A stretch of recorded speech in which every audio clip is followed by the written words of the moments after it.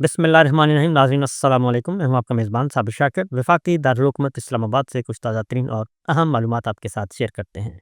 बादशाह सलामत की गिरफ्त मुसलसल कमज़ोर हो रही है। वो गुस्से में हैं, नाराज़ हैं, बहुत ज़्यादा आग बगोला हो रहे हैं। और आग बगोला होने की वजह से वो बस एक ही हुक्म दे रहे हैं कि उठा लो, जो भी बोले उसको उठा लो। जिसकी वजह से इस वक्त पूरे पाकिस्तान में हालात इंतहाई मखदूश हो चुके हैं। बुनियादी इंसानी हकूक़ तो पहले ही पामाल हैं, और अब रमज़ानुल मुबारक में भी जो फोर्सेस हैं, वो सिविल फोर्सेस हैं या दूसरी हमारी अस्करी फोर्सेस हैं, वो सब के सब उनको भी एक काम पे लगा दिया गया है कि बस जो भी बोले उसको उठा लिया जाए, जबकि ये मसले का हल नहीं है। इस वक्त भी पहले ही जो मामलात हैं वो ख़त्म नहीं हो रहे। अहमद नूरानी, उनकी वालदा की पिटीशन इस्लामाबाद हाई कोर्ट में, अभी तक कोई सुनवाई नहीं हुई। पुलिस उनके साथ ताउन नहीं कर रही। उनके 2 भाई कहाँ हैं? वालदा तलाश कर रही है अपने 2 बेटों को। अभी तक किसी इदारे ने कोई रिपोर्ट नहीं की, और बिल्कुल ऐसे हैं गैर संजीदा रवैया। और लड़ाई कहाँ से शुरू हुई? जनरल साहब के बारे में, उनकी फैमिली के बारे में एक रिपोर्ट आई, और उस रिपोर्ट में कुछ इंकशाफात हुए और कुछ करप्शन की बातें हुई, और उसकी तरदीद करने के बजाय होना तो ये चाहिए था डीजी साहब आते और आके तरदीद करते, प्रेस कॉन्फ्रेंस करते, ठोक बजा के कहते कि ये सारे का सारा झूठ है, झूठ का पलंदा है, तो बात ख़त्म होती। और अगर अदरवाइज़, क्योंकि अहमद नूरानी ने अमेरिका में बैठ के बात की है, तो वहाँ पे डिफेमेशन का आप केस फाइल करें, और हज़ारों नहीं, करोड़ों डॉलर आप जीत सकते हैं। वहाँ पे ये काम कर सकते हैं, क्योंकि वहाँ पे कवानीन बड़े सख्त हैं। लेकिन ऐसा भी नहीं किया गया, बल्कि उनके भाइयों को उठा लिया गया, उनके घर पर हल्ला बोला गया। अब इस्लामाबाद हाई कोर्ट से भी सुनवाई नहीं हो रही, और पुलिस भी उनके साथ ताउन नहीं कर रही। ये एक है। अगली बात, फरहान मलिक साहब, उनको उठाया गया था। उनको आज एफआईए में पेश किया गया और 4 दिन का रिमांड ले लिया गया, और उनको क्या कहा जाता है कि आप एंटी स्टेट हैं। भाई एंटी स्टेट कौन सा एंटी स्टेट? क्या हुकूमत पर तनकीद करना रियासत मुखालिफ है? क्या फ़ौजी क़यादत पर तनकीद करना रियासत मुखालिफ कंटेंट समझा जाएगा? बिल्कुल नहीं, ऐसा है नहीं है। और जो भी बोलता है, जो भी काउंटर नैरेटिव देता है, जो भी फिस्तायत के बारे में चीज़ों को डिस्क्लोज़ करता है, लोगों को बताता है, पब्लिक को बताता है, दुनिया को बताता है, उसको उठा लिया जाता है। पंजाब पुलिस ने बैरून मुल्क मुकीम उमैर राज के भाई और वालिद को उठा लिया। टिकटॉक अकाउंट से वीडियो डिलीट करने और मुआफ़ी का मुतालबा किया, और उन्होंने कहा है कि ये अब ओवरसीज़ पाकिस्तानी जो बाहर मुकीम है, उनके वालिदैन को, उनकी फैमिलीज़ को, उनके बहन-भाइयों को उठाया जाता है। अहमद नूरानी भी बाहर है, और उनके खिलाफ कार्रवाई की गई पाकिस्तान में उनके रिश्तेदारों के खिलाफ। उमर की ट्वीट पे एतराज़ है, उनके टिकटॉक पे एतराज़ है, और उठाए गए उनके वालिद और उनके भाई को। इस तरह बहुत से मुकदमा मामला पहले भी हो चुके हैं, और इस बारे में तहकीकात भी हो रही हैं, और पाकिस्तान को वार्न भी किया जा रहा है, ख़बरदार कर दिया गया है, लेकिन अभी तक बाज नहीं आ रहे। तो उमर राज ने कहा है जी कि मैं पाकिस्तान के खिलाफ कोई काम नहीं कर रहा, मेरे बाप और भाई को रिहा करो, इनका कोई कसूर नहीं है। एक काला कानून आया हुआ है, पीका एक्ट, उसके तहत जिसे चाहते हैं उठा लिए जाते हैं जी।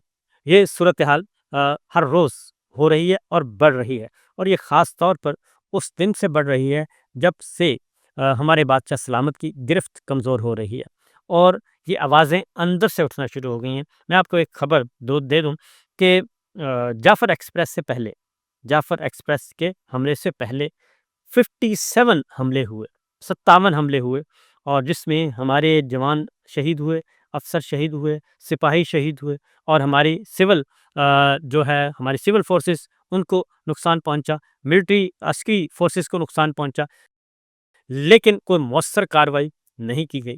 और जब खबरदार किया गया, जब वार्निंग इशू हुई, उस वक्त भी होश के नाखन नहीं लिए गए। और जाफ़र एक्सप्रेस के बाद इस नाकामी को छुपाने के लिए अब सारे के सारे फरार हैं, और जनरल साहब का साथ देने के लिए कोई भी नहीं आ रहा। उसकी वजह यह है कि नवाज शरीफ साहब नहीं आए, और उसके बाद जरदारी साहब नहीं आए, मोहसिन नकवी साहब ओपनिंग बैट्समैन नहीं आए, लापता हैं। या क्या ये कभी ऐसा हुआ है कि वज़ीर दाखिला, फुल टाइम वज़ीर दाखिला आपने रखा हुआ है, और वो सीन से गायब है, और इतने बड़े बड़े दहशतगर्दी के वाक़यात हो गए, वो गायब है, और कहा जा रहा है कि वो अलील हैं। तो भाई बाकायदा तौर पे उसका एक प्रोसीजर होता है, प्राइम मिनिस्टर को बता के जाते हैं, छुट्टी पे जाते हैं, बैरून मुल्क जाना छुट्टी लेकर जाते हैं, ऐसा भी कोई नहीं बताया गया। ایک اور خبر آپ کے ساتھ میں ضرور شیئر کروں گا۔ مراد سعید صاحب نے بھی یہ کہا ہے کہ جی میں اپنے سوشل میڈیا کے ساتھ کھڑا ہوں کیونکہ وہ سچ کے ساتھ کھڑے ہیں، وہ ملک میں آئین اور قانون کی بالادستی چاہتے ہیں اور پاکستان سے محبت کرتے ہیں۔ اب سوشل میڈیا کا جو معاملہ ہے اس نے ناک میں دم کر دیا ہے، اور ادروائز تو یہ ہر میدان میں اپنا جو شکنجہ ہے وہ قابو کر چکے تھے۔ عدلیہ ہو، الیکٹرانک میڈیا ہو، پرنٹ میڈیا ہو، پاکستان میں ڈیجیٹل میڈیا ہو، ان سب پہ ان کا کنٹرول ہے۔ اور پیکا ایکٹ کے بعد تو اب ٹویٹر پہ بھی وہی فسطائیت مسلط کی گئی ہے جی، اور ٹویٹ پہ بھی کوئی ایک آدھ ٹویٹ بھی کرتا ہے تو میں نے آپ کو بتایا کہ کیسے ان کو اٹھا لیا جاتا ہے۔ اسی لیے ایک بڑے اچھے طریقے سے کہا جاتا ہے جی کہ سوشل میڈیا کا مسئلہ ہے، سوشل میڈیا اگر کنٹرول ہو جائے تو پاکستان تحریک انصاف اگر عمران خان صاحب یہ کہہ دیں کہ سوشل میڈیا کو وہ قابو کر لیں گے تو بات چیت آگے بڑھ سکتی ہے، جبکہ حقیقت ایسا نہیں ہے۔ حقیقت یہ ہے کہ سوشل میڈیا جو ہے وہ عوام ہے، عوام کا دوسرا نام ہے سوشل میڈیا۔ سماجی رابطے کی یہ ویب سائٹ کہا جاتا ہے نا جس سماجی رابطے کا فورم، تو سماجی رابطے میں تو پبلک ٹو پبلک ہوتا ہے، پیپل ٹو پیپل کانٹیکٹ ہوتا ہے، اور وہ ساری کی ساری باتیں اپنی کرتے ہیں۔ تو جس کے پاس اسمارٹ فون ہے، افراد کے ہاتھوں میں ہے اقوام کی تقدیر، ہر فرد ہے ملت کے مقدر کا ستارہ۔ تو ہر فرد اس وقت ملت کے مقدر کا ستارہ بنا ہوا ہے جی، اور ہر شخص کو ریاستی امور میں، حکومتی امور میں، امور مملکت میں اپنی رائے دینے کا حق حاصل ہے، اور آپ کو سننے کا ہمت ہونا چاہیے۔ ایک اور خبر، کوٹا میں اس وقت صورتحال جی بہت ہی آج گھمبیر ہوئی، اور وہاں پہ پیسفل احتجاج تھا، پرامن احتجاج تھا، اور بلوچ یکجہتی کمیٹی کے احتجاج پر پولیس نے کریک ڈاؤن کیا، لاٹھی چارج کیا، شیلنگ کی، اور متعدد مظاہرین زخمی ہوئے اور جاں بحق بھی ہوئے۔ اور وہاں پہ اب جو ہے سراب کوٹ پہ لاشیں رکھی ہوئی ہیں منیر روڈ پر، اور وہاں پہ انہوں نے احتجاج کر رہے ہیں، اور لاشیں رکھ کر بلوچ کمیٹی احتجاج کر رہی ہے، اور یہ اس وقت کشیدگی جو ہے معاملات اس حد تک چلے گئے ہیں، لیکن مجال ہے کہ ہمارے حکمران اس وقت کیا کر رہے ہیں۔ اور ہمارے حکمران، میں آپ کو بتا رہا ہوں نا کہ جنرل صاحب جہاں عاصم منیر صاحب، میں کیوں کہتا ہوں کہ وہ تنہا ہو چکے ہیں؟ وہ اس لیے تنہا ہو چکے ہیں کہ پاکستان میں آگ لگی ہوئی ہے، اور دہشت گردی عروج پر ہے، اور مسلسل حملے ہو رہے ہیں ہمارے فورسز پہ، ہماری جوانوں پہ، اور ہمارے سپاہیوں پہ، ہمارے افسروں پہ مسلسل حملے ہو رہے ہیں، ہماری پولیس پہ حملے ہو رہے ہیں۔ لیکن ہمارے حکمران کیا کر رہے ہیں؟ ہمارے حکمران اس وقت کوئی 60-70 کا ٹبر لے کر بیرون ملک گئے ہوئے ہیں، اور وہ سرکاری خرچے پر عمرے کی ادائیگی کر رہے ہیں، اور ان کے ساتھ فوج ظفر موج ہے جو کہ ان کے ساتھ گئی ہوئی ہے۔ اور جو راجکماری ہیں ان کے آپ اگر ماڈلنگ دیکھ لیں تو افسوس ہوتا ہے کہ عمرے کی ادائیگی کے لیے گئے ہیں، یا پھر آپ نے اپنی نمود و نمائش کرنی ہے اور اپنے برانڈ جو ہیں ان کی تشہیر کرنی ہے۔ یہ سب کچھ ہو رہا ہے۔ پھر خاص تصویر میں آپ کو بتاؤں کہ وہاں جب جاتے ہیں تو جب آپ روضہ رسول صلی اللہ علیہ وسلم کے سامنے کھڑے ہوں، آپ دنیا و ما فیہا سے بے خبر ہوتے ہیں، آپ کو کوئی پتہ نہیں ہوتا کہ آپ کے سامنے صرف میں اس وقت بھی ذکر کر رہا ہوں تو جھرجھری آ رہی ہے۔ آپ کے سامنے جب حضور اکرم صلی اللہ علیہ وسلم سامنے ان کا روضہ نظر آ رہا ہو، اور جالیوں کے اندر سے، اور ایک بھینی بھینی خوشبو آ رہی ہو، تو اس وقت آپ کو کچھ یاد نہیں رہتا، اور کوئی کیمرہ شیمرہ نہیں ہے۔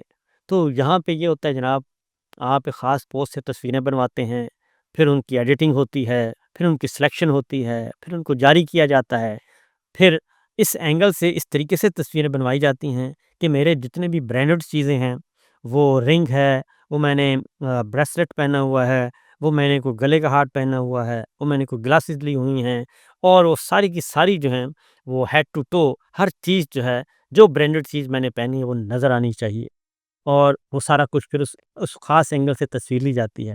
افسوس ہوتا ہے، اسے ریاکاری کہتے ہیں۔ اور سورہ معاون پڑھ لیں، قرآن مجید کی آخری پارے میں ہے سورہ معاون، وہ ضرور پڑھ لینا چاہیے، آپ کو اندازہ ہو جائے گا۔ یہ تو ہے ہماری سنجیدگی کا عالم کہ پاکستان میں آگ لگی ہوئی ہے، اور یہ پورے کا پورا ٹپر جو ہے وہ بمائے اہل و عیال نہیں بلکہ بمائے جو وہ بوٹ پالشی ہیں وہ سارے کے سارے باہر پہنچے ہوئے ہیں۔ تو یہ ان کی سنجیدگی کا عالم ہے۔ وزیر دفاع کہتے ہیں کہ وزیر داخلہ سے میرا رابطہ نہیں ہو رہا، اور وہ فون اٹینڈ نہیں کر رہے۔ مشیر جو ہیں خاص رانا ثناء اللہ صاحب کہتے ہیں کہ مجھے بھی نہیں پتہ کہ یہ سب لوگ کدھر ہیں، ان کو آنا چاہیے تھا، اور میاں صاحب کیوں نہیں آئے، میاں صاحب کو آ کے کیا کرنا تھا، یہ سب کچھ کیا جا رہا ہے۔ اور ان کی پریورٹی کیا ہو رہی ہے، میں آؤں گا ذرا ان کی پریورٹی کی طرف۔ پریورٹی بڑی زبردست ہے جی۔ لیکن پہلے مہرنگ بلوچ کا میں آپ کو بتا دوں کہ مہرنگ بلوچ نے کہا ہے کہ ڈاکٹر الیاس بلوچ پاکستان کے سب سے بڑے میڈیکل کالج کے وائس پرنسپل ہیں۔ گزشتہ رات BMS کی ڈاکٹر کالونی میں واقع ان کے گھر پر ریاستی فوج اور خفیہ اداروں نے بغیر کسی قانونی جواز کے حملہ کیا، گھر کے تقدس کو پامال کیا اور ڈاکٹر الیاس بلوچ کو گرفتار کر لیا۔ آج ریاستی حکمران نہ صرف اس معزز استاد اور ڈاکٹر کی گرفتاری کی تصدیق کر رہے ہیں، بلکہ اس پر ریاست دشمنی کا الزام عائد کر رہے ہیں۔ کیا ریاست مکمل طور پر حواس باختہ ہو چکی ہے؟ کیا اس کے حکمران اپنے ہوش و حواس کھو چکے ہیں؟ یہ مہرنگ بلوچ کا سوال ہے، اور میرا خیال ہے کہ اس کو سنجیدگی سے لینا چاہیے۔ اس کی وجہ یہ ہے کہ ہمارے جنرل صاحب کہتے ہیں کہ 2000 ہیں BLA والے اور 5000 ہیں TTP والے، تو ان کو ہم ہینڈل کر لیں گے۔ سوال یہ پیدا نہیں ہے کہ یہ 2000 ہیں یا 5000، یہ 2000 یا 5000 نہیں ہیں۔ اور یہی سوچ کر جو ہے رشیا نے افغانستان میں حملہ کیا تھا کہ چند مٹھی بھر لوگ ہیں، اور پھر یہی سوچ کر امریکہ اور نیٹو اور تمام کے تمام فورسز افغانستان پہ آ گئی تھیں۔ یہ چند لوگ ہیں، یہ چند لوگ نہیں، یہ زیادہ لوگ ہوتے ہیں، اور یہ ایک سوچ ہوتی ہے، ایک نظریہ ہوتا ہے۔ اس سوچ اور نظریے سے بات کرنی پڑتی ہے، ڈائلاگ کرنا پڑتا ہے، تب جا کے معاملہ ٹھیک ہوتا ہے۔ تو لہٰذا یہ غلطی کبھی بھی نہ کرنا۔ جو دہشت گرد ہیں ان کو آپ کو مارنا چاہیے، جو دہشت گرد نہیں ہیں، اور دہشت گردی میں اور انسرجنسی میں اور اس میں بڑا فرق ہوتا ہے، اور اس کو بڑے طریقے سے ہینڈل کیا جانا چاہیے۔ یہی کام ہم نے 71 میں کیا تھا، اور اس کے بعد یحییٰ خان نے کیا تھا، اور جو پاکستان کا حال ہوا وہ اس وقت پوری دنیا میں ہم بالکل ہمارے لیے ندامت کا باعث ہے، تا قیامت وہ ندامت کا باعث رہے گی۔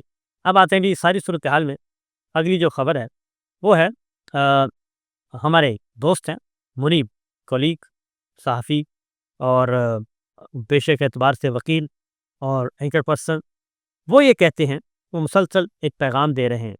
وہ یہ کہتے ہیں کہ جنرل عاصم منیر صاحب جو ہیں، وہ عاصم منیر صاحب یعنی کہ اسٹیبلشمنٹ کا نام لیتے ہیں کہ عمران خان اب کوئی ریلیونس نہیں رہے، اور بڑا انہوں نے بات کی ہے، ایسی بات کی ہے کہ اب ان کی کوئی حیثیت نہیں۔ اسٹیبلشمنٹ جو ہے عمران خان کو ایک انتشاری کے طور پہ دیکھتی ہے، اب اس کا کوئی مستقبل نہیں ہے، اب اس کی کوئی نہیں ہے۔ وہ پوری کی پوری اسٹیبلشمنٹ جو ہے عمران خان کو ادارے کے دشمن کے طور پہ دیکھتی ہے۔ وہ اس طرح کی باتیں کر رہے ہیں۔ میں آپ کو بتا دوں ایک بات کہ یہ جو بات کی جاتی ہے نا جی، کہ یہ ہے، یہ ادارے کی سوچ نہیں ہوتی، اور یہ ایوب خان نے بھی کیا، جنرل ایوب خان صاحب نے کیا محترمہ فاطمہ جناح کے لیے، اور پھر یحییٰ خان نے شیخ مجیب کے لیے کیا، اور اس کے بعد ضیاء صاحب نے بھٹو صاحب کے لیے کیا، اور مشرف صاحب نے نواز صاحب کے لیے کیا۔ یہ وقتی ہوتا ہے، اور یہ فوجی ڈکٹیٹرز جو ہوتے ہیں ان کا اپنا ذاتی مفاد اور ذاتی ایجنڈا ہوتا ہے، اور اس ذاتی مفاد اور ذاتی ایجنڈے کے لیے آتے ہیں اور یہ سب کچھ کرتے ہیں، اور پھر یہ کہتے ہیں کہ یہ ادارے کی سوچ ہے۔ ادارے کی سوچ نہیں ہوتی، اور اگر ادارے کی سوچ ہوتی تو پھر جو ہے بھٹو جو ہے پیپلز پارٹی یہ تو ختم ہو چکی ہوتی، اور ان کے ساتھ ماضی مستقبل میں بھی کام نہ کیا جاتا۔ لیکن محترمہ بےنظیر بھٹو 2 دفعہ وزیر اعظم رہیں، پھر اس کے بعد پیپلز پارٹی اب بھی ہے، اور بلاول بھی ہیں، زرداری صاحب بھی ہیں، ان کی بیٹی بھی ہیں، سب ہیں، اور وہ پالیٹکس کر رہے ہیں۔ تو وہی اسٹیبلشمنٹ ہے اور وہی سب کچھ ہے۔ اس کے بعد مشرف صاحب وہ بھی یہ کہتے تھے، اور انہیں کے ہوتے ہوئے ہی نواز شریف صاحب واپس آئے، اور واپس آ کے مسلم لیگ نواز کو حکومت ملی۔ تو اگر یہ ہوتا تو ایسا نہیں ہے، یہ فرد واحد کی سوچ ہوتی ہے، اور جب فرد واحد کا منظر سے غائب ہوتے ہیں یا ان کی گرفت کمزور ہوتی ہے سسٹم پہ، تو یہ اپنی موت آپ مر جاتے ہیں، اور پولیٹیکل لیڈر جو ہے وہی رہتا ہے، پولیٹیکل پارٹی سروائیو کرتی ہے اور وہ آگے بڑھتی ہے۔ لہٰذا اب بھی نتیجہ مختلف نہیں نکلے گا۔ جنرل ایوب صاحب، ضیاء صاحب، یحییٰ خان اور مشرف صاحب، ان سب سے نتیجہ مختلف نہیں نکلے گا، نتیجہ ویسا ہی نکلے گا جو ماضی میں نکلا۔ تو فوجی ڈکٹیٹر کی زندگی بہت کم ہوتی ہے. میں طبعی زندگی کی بات نہیں کر رہا، ان کے کیریئر کی بات کر رہا ہوں. بہت کم ہوتی ہے. وہ جب تک سیٹ پہ ہوتے ہیں وہ بہت تگڑے ہوتے ہیں، اور جیسے ہی ان کے نیچے سے زمین ہلتی ہے تو وہ فارغ ہو جاتے ہیں. اور اس کے بعد پھر ان کا نظریہ بھی ان کے جانے کے ساتھ ہی، ان کی ریٹائرمنٹ کے ساتھ ہی، ان کی برطرفی کے ساتھ ہی ان کا نظریہ بھی دفن ہو جاتا ہے. یہ بات ذہن میں رکھا کریں اور جو بھی کریں. اس کے بعد جو معاملہ ہے، فیصل واڈا صاحب دوسری جانب لگے ہوئے ہیں اور وہ بھی ڈس انفارمیشن پھیلا رہے ہیں، تو اس کا جواب دے رہے ہیں فیصل علی امین گنڈا پور. تو ایک نصرت جاوید صاحب نے بھی کہا ہے کہ قومی سلامتی اجلاس میں علی امین گنڈا پور کی تقریر میری اطلاع کے مطابق کافی سخت تھی، مگر پیکا کے خوف سے میں اس کی تفصیلات بھی بیان نہیں کر سکتا، اور صحافی کا فریضہ اب فقط وہ چھاپنا یا نشر کرنا رہ گیا ہے جو سرکاری طور پر بیان ہو. میں یہی آپ کو ہر روز کہتا ہوں کہ سرکاری سچ اور سرکاری جھوٹ کے علاوہ اور کچھ بیان نہیں کیا جاتا، اور یہی بات نصرت جاوید صاحب نے آج کی ہے. تو میرا خیال ہے کہ آنکھیں کھولنے کے لیے کافی مواد موجود ہے، اور ہوش کے ناخن لینا چاہیے ہماری فوجی قیادت کو، جنرل صاحب کو، اور معاملات کو ٹھیک کرنے کی کوشش کرنی چاہیے. فی الوقت اتنا ہی. اجازت دیجیے. اللہ حافظ.